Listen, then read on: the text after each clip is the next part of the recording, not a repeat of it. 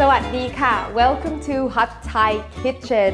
I am in Bangkok, Thailand, and I happen to be here in June, which doesn't usually happen because it's really hot in June, so I try to avoid it.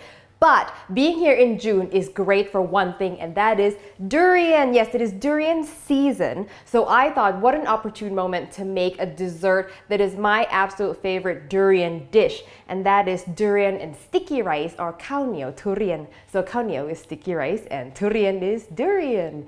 It also happens to be my dad's favorite dessert, and it's his birthday yesterday, so yay, it'll be his birthday thing. It is so easy. It's one of the easiest desserts ever. And if you can't get fresh durian, you can also use frozen durian in this dessert. It won't break the dish. And if you're a durian lover, definitely try it. If you're not a durian lover, try it anyway. You might change your mind. All right, let's get started.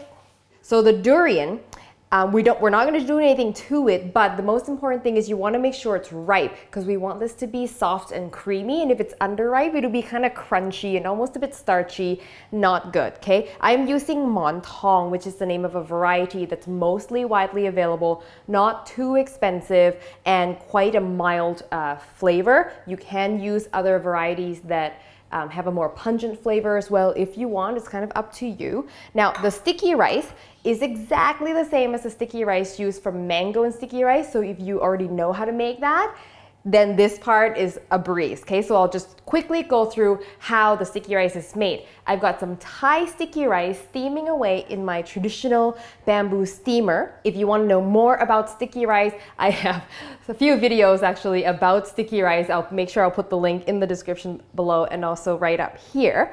Now I'm gonna make the coconut syrup that we're gonna pour over the rice. Just some coconut milk. And I'm just gonna sweeten it with some sugar, but I'm actually reducing the amount of coconut milk, the amount of sugar a little bit from my mango sticky rice version because the durian is already quite sweet. A little bit of salt to cut the sweetness. I'm just gonna put this on the stove so that the sugar and the salt will dissolve, and that's that. Okay, so the sticky rice is ready to go. Just gonna plop it right into, we have some pandan leaves at home, so I just kind of put them in just for extra flavor. You don't have to. Pandan leaves, it's like the Thai vanilla. Ooh, hot. Just gonna quickly pour my syrup over this rice. Ooh, hot. Everything is hot. Yee. And now I gotta quickly work, and it looks really soupy. Do not worry. It will absorb all of that liquid and become luscious and juicy. And that is it. So we'll let this sit. It'll take, in my experience, about 40 minutes.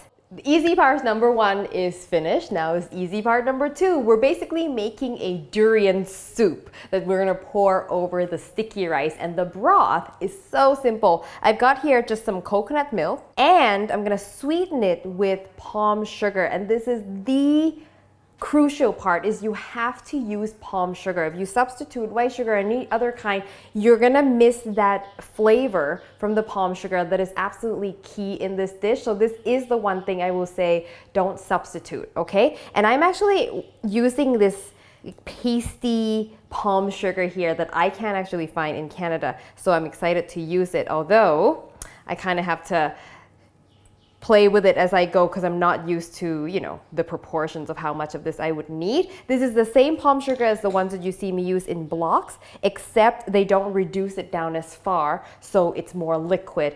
And it is easier to use here. It comes in a bag like this, right? And so you just take a spoon and spoon it out. It's like this thick paste that's really, really delicious. So good. And now I'm gonna add a little salt, as always, to cut the sweetness. And would you believe that that is all there is to it? Apart from, adding the durian. But now I'm just gonna put this on the stove, let the sugar melt, and then I'm gonna taste it. And again, since we're working with fresh fruit, you wanna make sure you work with the natural sweetness of the fruit. If the fruit is very sweet, this may not need to be that sweet. If the fruit isn't that sweet, maybe you didn't get a really ripe one, maybe you wanna make this a little sweet. So the syrup is done, and I did end up having to taste and add a little more sugar, but you want it to be be quite sweet, but not too sweet because this is gonna be like poured all over your sticky rice, which is already sweet, right? So now, while this is still hot, I wanna get my durian in there because then the durian will have a chance to sort of infuse the flavor into the syrup. And so I just make chunks like this. See? Feels so good. I just make little chunks like this, so it's a little bigger than bite size. You don't want to make it too small because otherwise it just looks like little random bits of weird stuff in there. Some people at this point, they like to cook the durian in the syrup, and you can do that if you want the durian to really integrate with the syrup, but I find that just risks overcooking the durian a little bit. So you can do that definitely if your durian is not too mushy, and you can pack as much durian in here as you like since you're making it yourself. See, when you buy durian and sticky rice, I find they never give you enough durian because that's the expensive part, right? So when you make it yourself, you're like, yeah, I'm gonna like pack this thing. Now I'm gonna let that just sort of sit and infuse a little bit. While that's happening, let's take a look at the sticky rice and how it's doing. Ta-da! Ooh! So most of the syrup's already been absorbed. I'm just gonna give it one quick flip, just because you'll notice the bottom has some liquid pooling, and I just find giving it a big fold halfway through just makes it more evenly distributed. Okay. That has 20 more minutes to go, that has 20 more minutes to go, and then they'll both finish perfectly at the same time. My sticky rice is ready to go, it's still warm. My broth, durian broth, is ready to go. Time to put it all together.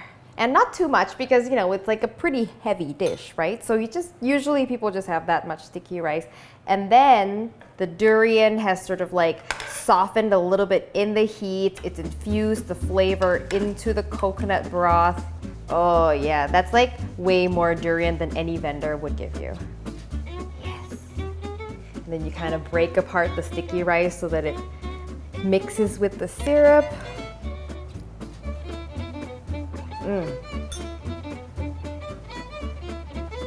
Oh. Oh, especially when it's warm, it's so good. The durian just kind of dissolves on your tongue because it's hot and warm, it's creamy. And then you get to chew on the sticky rice. All the flavor works together really well. And the durian flavor isn't that pungent. There's something happens to it once it's mixed with the coconut milk, and once it's heated a little bit and the durian is at the perfect ripeness. It's just so good. This is a must try if you're a durian lover. If you're not a durian lover, again, I think you should try it and maybe it'll change your mind. I hope you give this a try. The recipe, as always, will be on hotthaikitchen.com. When you make it, send me a photo on Facebook, Twitter, or Instagram. And if you haven't subscribed to the show, please do so you never miss an awesome recipe like this. And I will see you next time for your next delicious Thai meal.